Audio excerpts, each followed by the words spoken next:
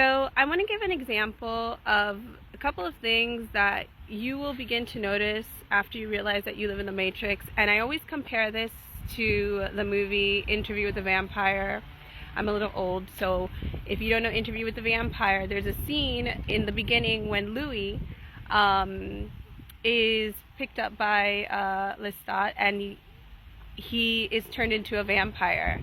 And there's a scene where he looks at a statue of an angel, and before he didn't notice anything. Obviously it's just a statue, but because he's a vampire, he can see that the angel's eyes are moving and that her tears are running down her eyes. And I always remember the scene, and I compare it a lot to waking up in the Matrix, because you begin to see things that, as much as in the past I knew, like, oh yeah, it's a Matrix and people make these comments, it's not until you really awaken that you see certain synchronicities or certain things that you just can't unsee. And I want to give an example of like two ideas of how we react to certain things when we are not aware that we live in a matrix versus as when we are aware that you live in a matrix. So just to give you an example, I was at a theater recently, and I had to go because it was something pertaining to my kids. And I really don't even like to go to theaters or go out much, especially because I feel like all of those areas are like energy harvest little areas. In my case, as somebody who is targeted, right? I feel like, a lot of shenanigans happen and all this, so I really don't like to get out much.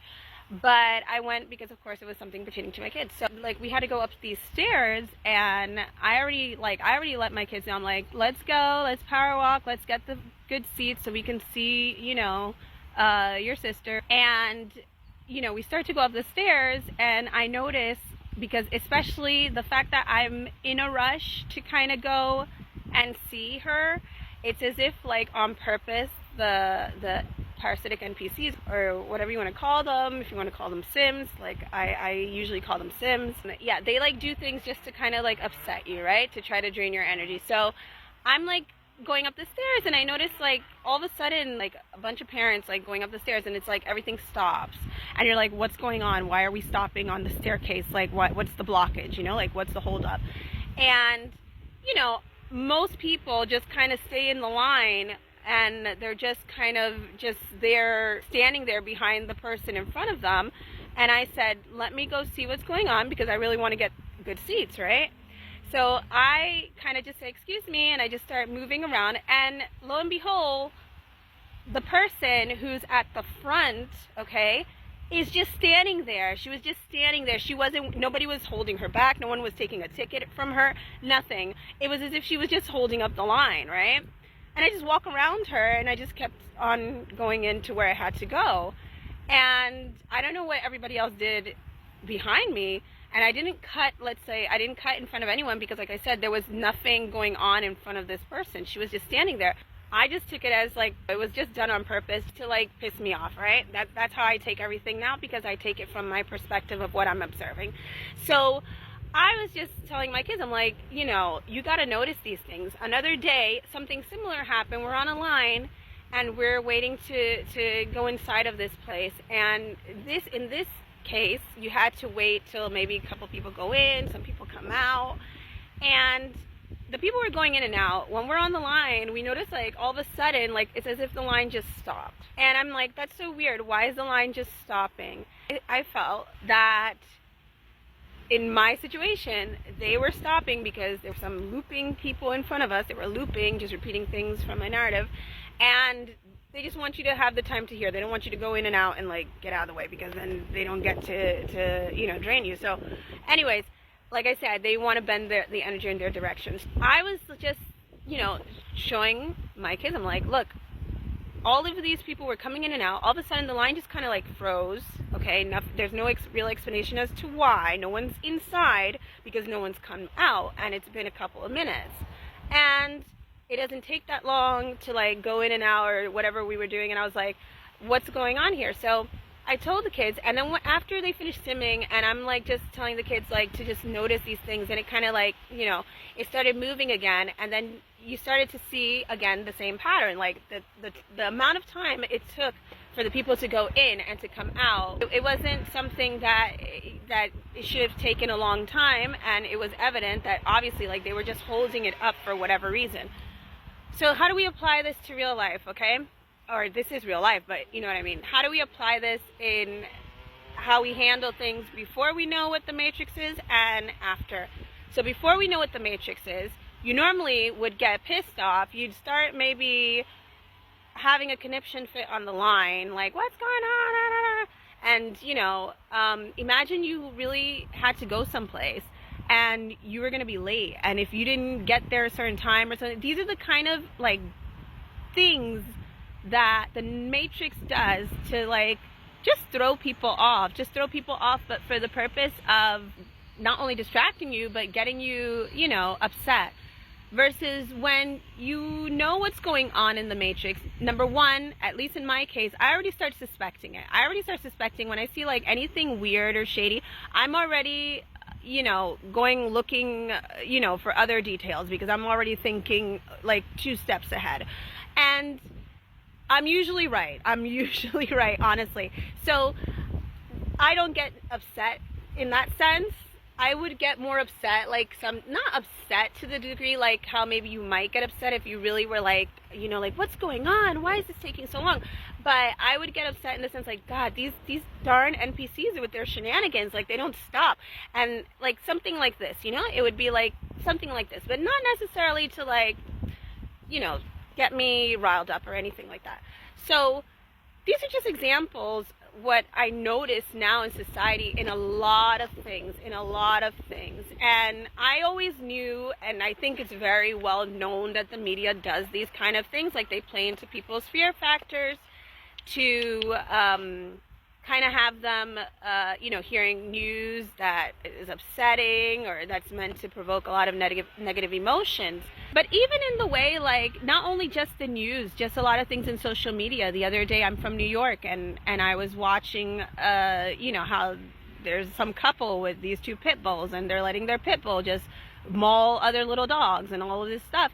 And I don't know, like, now when I just look at people like that, like, I can see that they're NPC on them. Like, I don't know, there's just something about them. Like, you can just kind of see that they have that look. There's a look to it. There's a look to them. They're just doing shenanigans, Unfortunately, I'm not saying that there are people out there whose dogs aren't being mauled. That could be, yes, that could be, maybe no, you never know. But in the sense that you don't know who these people are.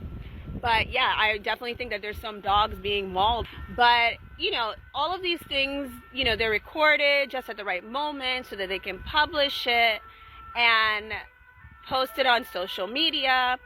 And what is the purpose? To instill insecurity, fear into the people who are watching it, especially if you have some kind of like little dog and you have to walk your dog. You're going to be like nervous now that you're walking around the city and like there's like pit bulls running around. Imagine if you have kids, it's the same exact thing. So all of these kind of things, even when it's not the news and it's on social media, it's there just to provoke you. Even when you're not in the situation viewing it up front, you're still like taking part in it because you're watching it, you know, through social media. It's very important for you to vet everything that you are observing on social media, and you'll begin to see a lot of these altercations that you watch and things that happen in the street in a very different light. And it's to the point now, like I said, for my peace of mind, like usually when I'm walking, I'm just like this, like zoned out. Like I don't even look at them. Because I just feel like that, you know, it's so many things that have been happening since my awakening. I don't even look at them because it's just shenanigan after shenanigan after shenanigan. And I'm just trying to focus my energy exactly on what I want. And you'll see, like I said before in another video, they don't like that. They don't like when you don't give them the attention that they want. And I always say, like, you guys, you know, I made up a word for it. Like, Sims in general are the NPCs, and when they're simming is a term that I invented to say that, you know, they're doing nonsense. They're trying to get your attention. They're pulling crap. You know what I mean?